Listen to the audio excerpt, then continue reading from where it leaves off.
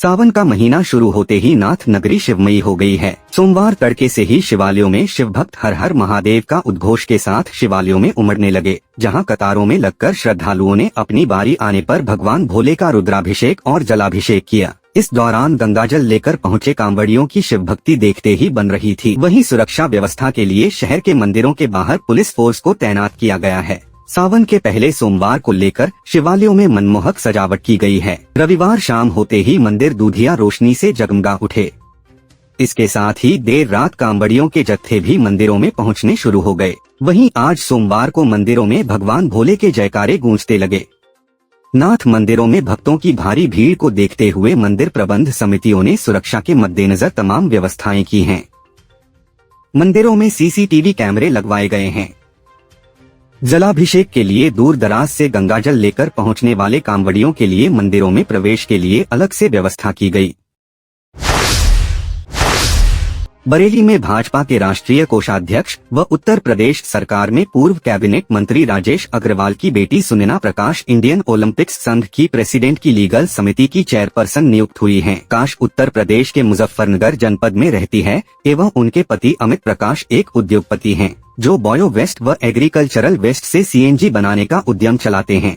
सुनैना प्रकाश Indian Olympics संघ की president की लीगल समिति की चेयरपर्सन की नियुक्ति उपरांत आज भारत की राष्ट्रपति द्रौपदी मुर्मू से राष्ट्रपति भवन नई दिल्ली में भारतीय ओलंपिक संघ की अध्यक्ष उड़न परी पीटी उषा व अपने पति अमित प्रकाश के साथ पहुंचकर शिष्टाचार भेंट की। राष्ट्रपति ने अपनी पुरानी स्मृतियों को याद करते हुए पीटी उषा के अविस्मरणीय रिकॉर्ड्स को ऐतिहासिक बताया और अपने स्वर्गीय पति को याद करते हुए कहा कि वो ओलंपिक्स और अन्य खेलों के प्रसारण को बहुत शौक के साथ देखते थे। गौरतलब है कि ओलंपिक्स 2024 का आगाज 26 जुलाई 2024 को पेरिस में होने जा रहा है। राष्ट्रपति ने भारत की तरफ से ओलंपिक्स 2024 में प्रतिभाग कर रहे सभी भारतीय खिलाड़ियों को अग्रिम शुभकामनाएं व बधाई प्रेषित की और अधिक मेडल्स पर विजयश्री प्राप्त करने की आशा व्यक्त की। बरेली में शाही के गौसगंज गांव में समुदाय विशेष के लगभग 150 लोगों ने एकत्र होकर गांव में धावा बोल दिया था। इस दौरान उन लोगों ने गांव के कुंदलाल, सोमपाल, हीरालाल और बेनीराम के घर में तोड़फोड़ की और सभी को लाठी डंडों से पीटकर घायल कर दिया। आरोप है कि हीरालाल 25 वर्षीय बेटे तेजपाल को दंगाई अपने साथ उठा ले गए। उसे मस्जिद में ले जाकर बुरी तरह मारा पीटा। दंगे में कुंदलाल, सोमपाल, हीरालाल, रूपचंद, सोमपाल, बेनीरात, रूपचंद्र की बहन खेमवती समेत आधा दर्जन से ज्यादा लोग घायल हो गए थे। इस मामले में पुलिस अधिकारियों ने दरोगा समेत 4 पुलिस कर्मियों को लाइन हाजिर कर दिया। एक सिपाही को निलंबित कर दिया गया था। करीब 33 लोगों गिरफ्तार कर चुकी है, जिसमें पुलिस ने 2 आरोपियों को शनिवार की रात पुलिस मुठभेड़ के दौरान गिरफ्तार किया गया है। वहीं दंगे में घायल तेजपाल की मौत के बाद माहौल और गर्मा गया। परिजनों ने तेजपाल के अंतिम संस्कार करने से इनकार कर दिया और मांग की जब तक आरोपियों के घरों पर बुलडोजर नहीं चलेगा, जब तक अंतिम संस्कार नहीं करेंगे। इसके बाद पुलिस प्रशासन ने तुरंत ही कार्यवाही करते हुए आरोपियों के घर बुलडोजर की कार्यवाही करना शुरू कर दी। बरेली के नवाबगंज में पेड़ से जामुन और नींबू तोड़ने से मना करने पर शिक्षिका का गुस्सा अनुसूचित छात्र पर फूट पड़ा। शिक्षिका ने विद्यालय के कमरे में छात्र को जमकर पीटा, जिससे उसकी पीठ पर घाव बन गए। परिजनों ने आरोपी शिक्षिका के खिलाफ केवड़िया थाने में रिपोर्ट दर्ज कराई है। भगपुरा ब्लॉक के प्राथमिक विद्यालय बिहारीपुर अब्दुल रहमान में गांव के ही एक व्यक्ति का पुत्र कक्षा 4th का छात्र है। विद्यालय की शिक्षिका रजनी गंगवार आए दिन बच्चों से पेड़ से कभी नींबू तो कभी जामुन तोड़वाती है। शिक्षिका ने 20 जुलाई को छात्र को जामुन तोड़ने के लिए भेजना चाहा तो उसने मना कर दिया। ग्रामीणों के पूछने पर छात्र ने शिक्षिका का नाम भी बता दिया। इससे वह आग बबूला हो गई। आरोप है कि छात्रा के आते ही उसे विद्यालय के कमरे में बंद कर बेरहमी से पीटा। पुलिस ने परिवार वालों की तहरीर पर मुकदमा दर्ज कर जांच पड़ताल शुरू कर दिए। बरेली में नगर निगम के मनमानी हाउस टैक्स के संबंध में पार्षद राजेश अग्रवाल सैकड़ों करदाताओं को लेकर नगर निगम पहुंचे। भीड़ के कारण नगर निगम का बरामदा पूरी तरह भर गया। सबसे पहले उन्होंने नगर आयुक्त से बात की, उसके बाद महापौर से मिले। राजेश अग्रवाल ने दोनों ही लोगों को अवगत कराया कि जो निगम का पुराना करदाता जीआईएस सर्वे के अंतर्गत अपना टैक्स जमा नहीं करना चाहता है, उसे नगर निगम स्वकर का फॉर्म तो दे रहा है, लेकिन बैंक का नाम और खाता संख्या फॉर्म पर प्रिंट नहीं है। यह तय हुआ कि उपभोक्ता को बैंक के नाम व अकाउंट नंबर सहित स्वकर का फॉर्म दिया जाए और उपभोक्ता सीधे बैंक में अपने कर की गणना कर बैंक में जमा कर सकता है।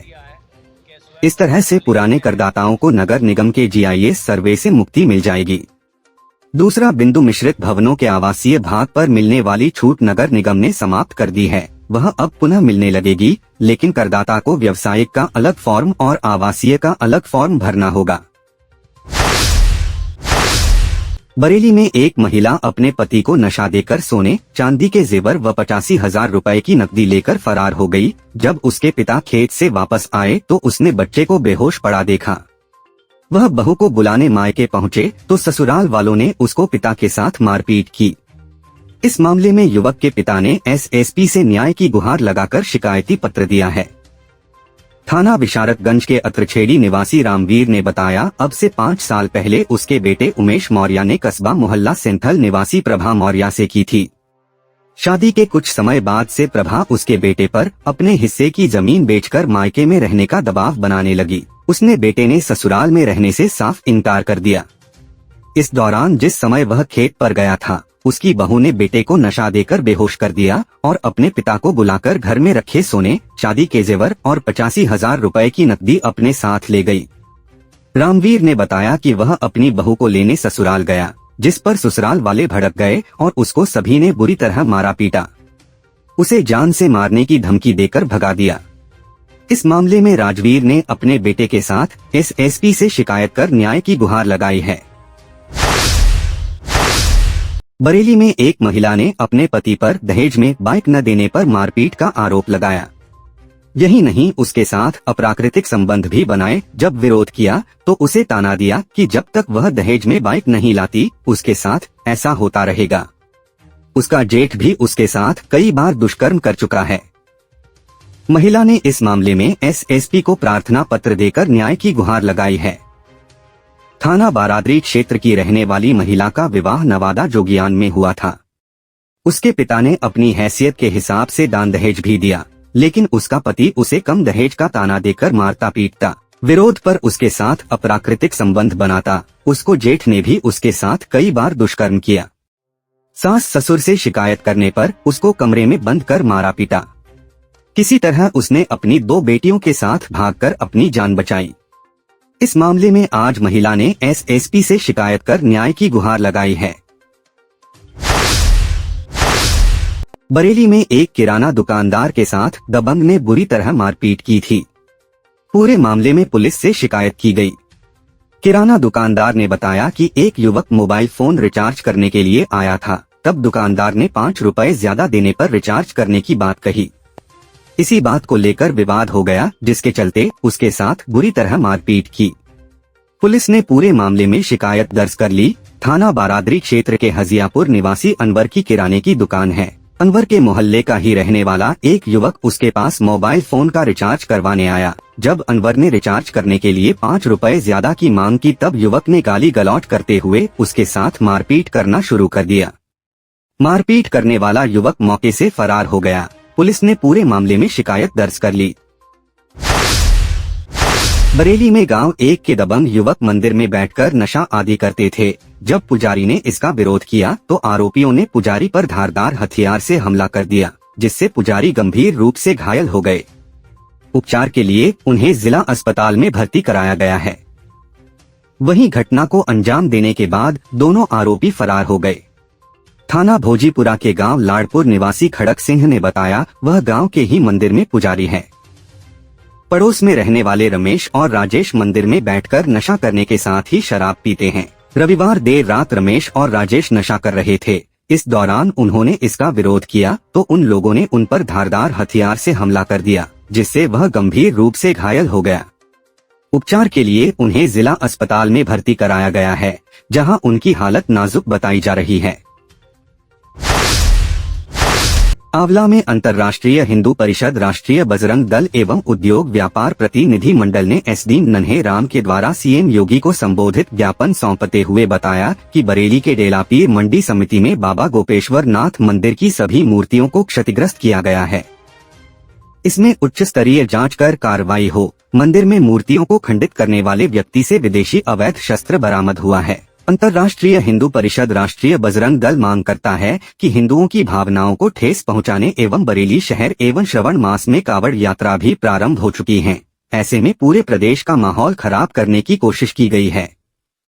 इस घटना के संबंध में सुनील गुप्ता ने बताया, हमारे संगठन को पूरा अंदेशा है कि अगर इसकी उच्च स्तरीय जांच नहीं हुई तो कहीं न कहीं प्रदेश में जो सोची समझी साजिश के तहत इतनी बड़ी घटना को अंजाम दिया गया, कहीं ऐसा ना हो ऐसे जघन्य अपराधी अराजक तत्व शहर एवं प्रदेश का माहौल खराब करने में कामयाब हो जाएं। इसलिए हम सरकार से मांग करते हैं कि इसकी जांच कर षड्यंत्रकारियों का भी खुलासा किया जाए और देशद्रोह एवं संगीन धाराओं में मुकदमा पंजीकृत कर कार्रवाई की जाए।